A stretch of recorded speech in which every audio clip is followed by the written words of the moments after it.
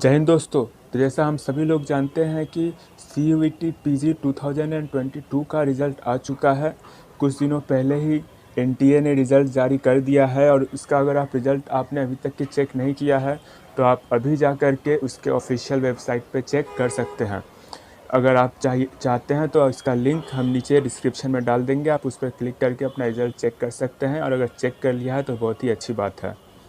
तो जैसा कि बहुत सारे स्टूडेंट्स का लगातार मैसेज आ रहा था कि सर कट ऑफ से रिलेटेड वीडियो बनाइए, क्या मिनिमम कट ऑफ होगा इसलिए वीडियो बनाइए। इसीलिए बहुत हड़बड़ी में वीडियो बनाना पड़ रहा है, तो थोड़ा आसपास जो नॉइजेस है उसको इग्नोर करिएगा, इन्फॉर्मेशन पे ध्यान दीजिएगा, इंटरफेरेंस पे नहीं। तो अगर हम लोग कट ऑफ का बात करें उससे पहले ये ध्यान देना होगा कि इस बार जो हमारा CUET हुआ है उसमें बहुत सारी यूनिवर्सिटीज़ हैं, मोर देन 60 यूनिवर्सिटीज़ पार्टिसिपेट कर रही है। इसलिए कट ऑफ इस बार पहले से कम जाने का उम्मीद है, क्योंकि बहुत सारे नए यूनिवर्सिटीज़ जुड़ गए हैं। पहले से बहुत कम 13-14 यूनिवर्सिटीज़ थे, इस बार मोर देन 60 यूनिवर्सिटीज़ हैं, तो कट ऑफ काफ़ी कम जाएगा ऐसा मेरा उम्मीद है। काफ़ी मतलब ऐसा नहीं कि अब 40-50 पे चले जाएगा, लेकिन फिर भी जो पहले हम होता था उससे कम जाएगा। तब मोटा मोटी इसका हम लोग अंदाज़ा लगा सकें कि इस बार कट ऑफ कितना जा सकता है, इसलिए हम लोगों ने एक सर्वे किया था, एक पोल कराया था अपने टेलीग्राम चैनल पे, जिसका लिंक मैं डिस्क्रिप्शन में दे दूंगा। इसका सैम्पल स्पेस अराउंड 2000 टू 3000 था। तो आप यहाँ देख सकते हैं कि जो मैक्सिमम स्टूडेंट है वो, यानी जो 35% of the students participating in the polls had voted that their marks are below 100। उनके जो मार्क्स है वो 0 से 100 के बीच में है, और इससे धीरे धीरे घटते जाते हैं, 13, 12, 11, 8, 9, जैसे जैसे हम लोग ऊपर जाते हैं परसेंटेज ऑफ स्टूडेंट्स घटते जाते हैं। तो हम लोग देख रहे हैं जो ये ट्रेजेक्ट्री ग्राफ बनेगा इसका, तो उसका जो पीक है वो है बिलो 100।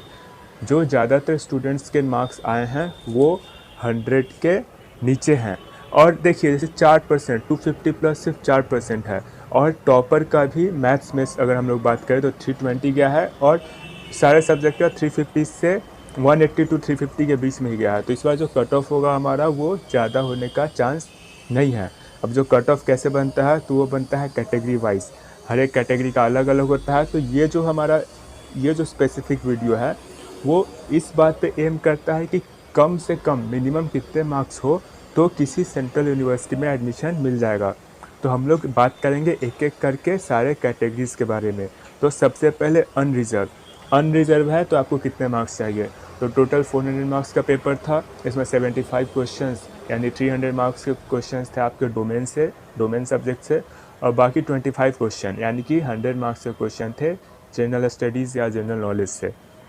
तो अगर आप अनरिजर्व कैटेगरी में हैं तो अगर आपके मार्क्स 120 प्लस है, 120 टू 130 प्लस हैं, तो पूरे चांसेस है, मैं तो बोलता हूँ कि 100% चांस है कि आपको कोई ना कोई अच्छी सेंट्रल यूनिवर्सिटी मिल ही जाएगी।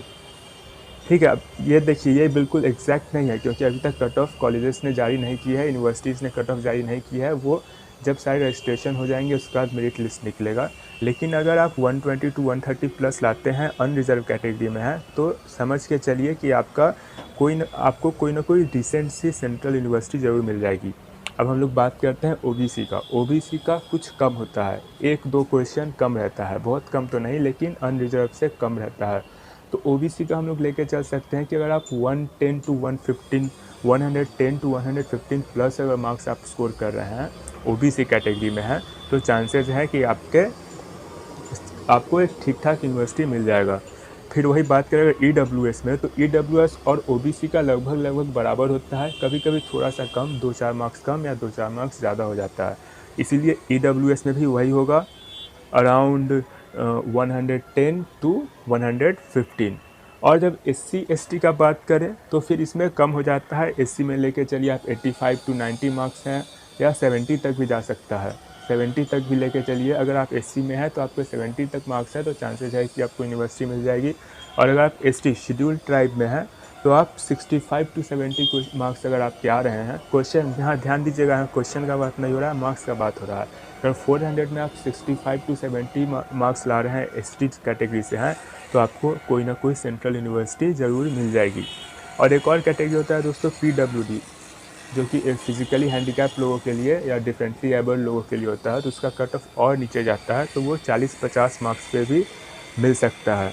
तो ये हमारा था अलग अलग कैटेगरी वाइज, अलग अलग कैटेगरी से अगर आप हैं तो आपका कट ऑफ मिनिमम मार्क्स आपका कितना होना चाहिए ताकि आपको कोई ना कोई एक डिसेंट सी सेंट्रल यूनिवर्सिटी मिल जाए।